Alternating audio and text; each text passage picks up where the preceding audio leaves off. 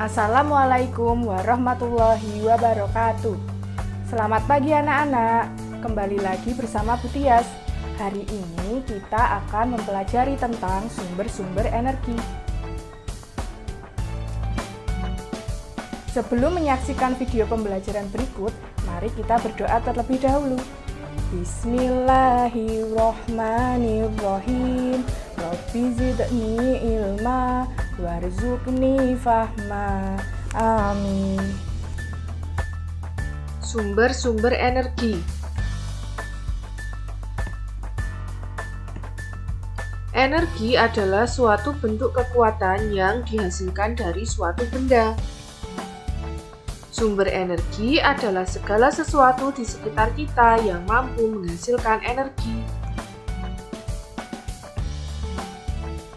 Macam-macam sumber energi yang akan kita bahas kali ini adalah matahari, air, angin, listrik, minyak bumi, dan batu bara. Yang pertama adalah matahari. Matahari memiliki peran yang besar dalam kehidupan karena merupakan sumber energi terbesar di bumi. Matahari memancarkan panas dan cahayanya ke bumi. Cahaya matahari menerangi bumi sehingga kita dapat melihat semua makhluk hidup dan benda di siang hari. Panas matahari mengakibatkan adanya kehidupan di bumi. Coba kita perhatikan gambar berikut. Nah, dari gambar tersebut, apa saja manfaat dari matahari? Yang pertama, panas matahari dapat menguapkan air pada pakaian sehingga baju menjadi kering. Yang kedua, cahaya matahari di pagi hari juga membantu proses terbentuknya vitamin D yang berguna bagi pertumbuhan tulang pada anak-anak. Yang ketiga, berperan pada proses fotosintesis, sehingga semua tumbuhan baik di darat dan di laut dapat hidup, berkembang, dan membuat cadangan makanan untuk dikonsumsi hewan dan manusia. Dalam proses fotosintesis, tumbuhan menyerap air dan karbon dioksida kemudian diolah menjadi oksigen dan cadangan makanan dengan bantuan sinar matahari. Fotosintesis itu sendiri adalah proses tumbuhan memasak makanan. Dalam proses fotosintesis, tumbuhan juga menghasilkan oksigen atau yang disingkat dengan O2 yang diperlukan bagi manusia, hewan, dan tumbuhan untuk bernafas.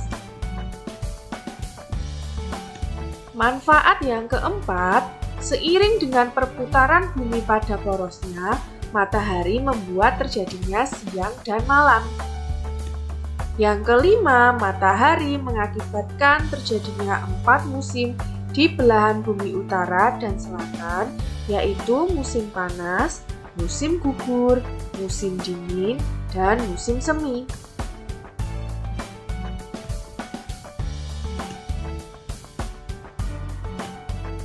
Yang keenam, panas matahari mengakibatkan air laut menguap. Peristiwa ini dimanfaatkan pada proses pembuatan garam. Selain itu, juga dimanfaatkan pada proses pengeringan ikan oleh nelayan. Yang ketujuh, cahaya dan panas matahari digunakan sebagai sumber energi pada panel surya yang mengubah energi cahaya matahari menjadi energi listrik. Nomor 8, berperan pada proses terjadinya awan hingga terjadinya hujan yang dapat membasahi daratan hingga semua tumbuhan di darat dapat bertahan hidup.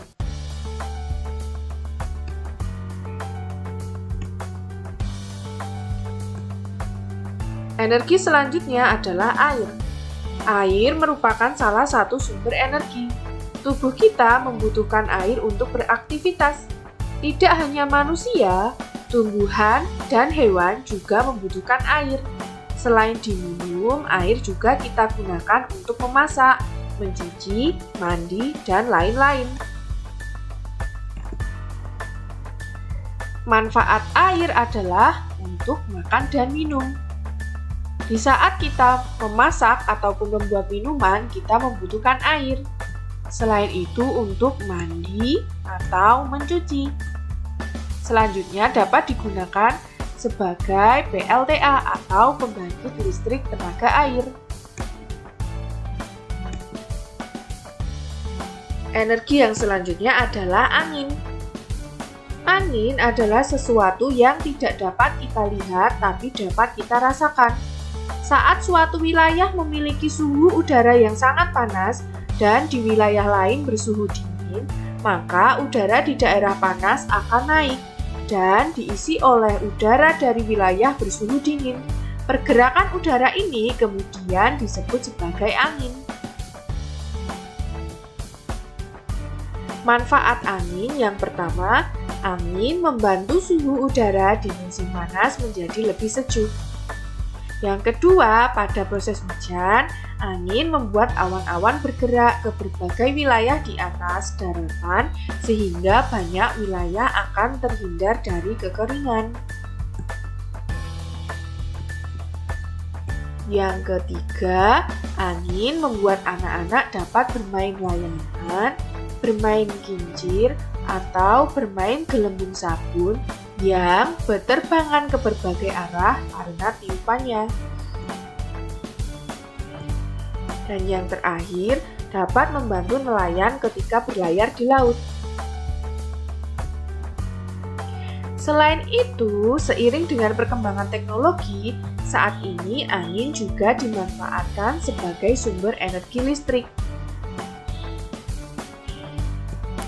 Energi yang selanjutnya adalah energi listrik.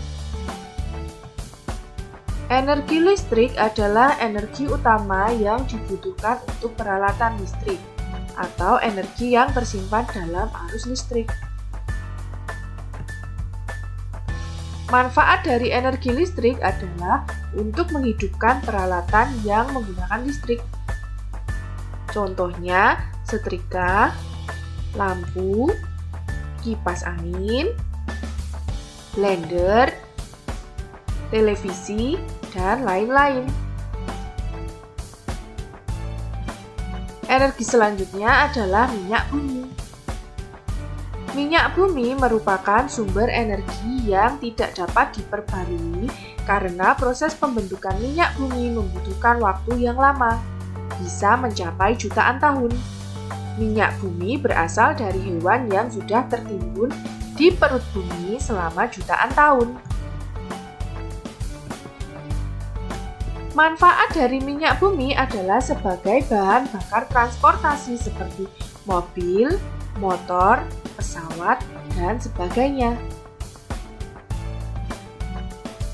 Selain itu, digunakan juga sebagai bahan bakar gas cair atau yang sering kita sebut dengan gas LPG.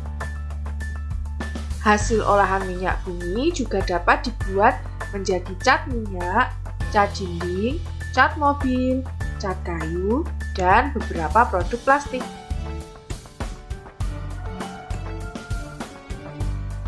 Selanjutnya dapat digunakan sebagai pembangkit listrik tenaga uap atau PLTU. Energi yang selanjutnya adalah batu bara. Batu bara merupakan bahan bakar fosil yang termasuk dalam kategori batuan sedimen. Batu bara terbentuk dari sisa-sisa tumbuhan purba yang kemudian mengendap selama berjuta-juta tahun. Manfaat batu bara yang menghasilkan metanol. Metanol merupakan bahan bakar cair untuk menggerakkan mesin di berbagai industri. Yang kedua, bahan bakar kompor brisket untuk memasak kebutuhan sehari-hari. Yang ketiga, sebagai bahan bakar untuk pembangkit listrik. Dan yang keempat, sebagai bahan bakar gas untuk industri dan pembangkit listrik tenaga gas.